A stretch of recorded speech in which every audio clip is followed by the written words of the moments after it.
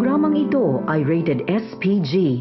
Striktong patnubay at gabay ng magulang ang kailangan. Maaaring may masiselang tema, lengguwahe, karahasan, sexual, horror o droga na hindi angkop sa mga bata.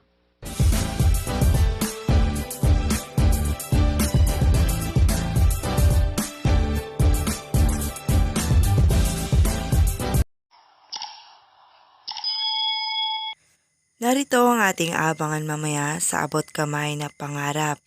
Madidisgrasya si Moira at dadalawin siya ni Giselle at may dala itong bulaklak para sa kanya. Maasar si Moira dahil ang dinala niyang bulaklak ay para sa patay. Sasabihan niya si Giselle na hindi pa siya patay. Pero sasabihan din siya ni Giselle na alam niya umano, kaya haplang ang bulaklak ng korona. Pero pag natuluyan umano siya, buong bulaklak ng korona ang kanyang dadalhin.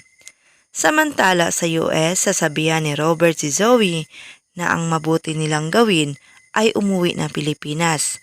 Nagulat si Zoe sa sinabi ng ama. Mapipigilan niya kaya ito?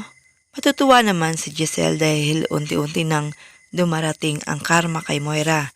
Sasabihan niya si Carlos na sana umano hindi pa ito mabubusog dahil marami pa silang binabalak sa kanya. Sa ospital, gulat na gulat si Moira nang makita si Lynette. Takot na takot ito. Nagsusumigaw at humihingi ng tulong.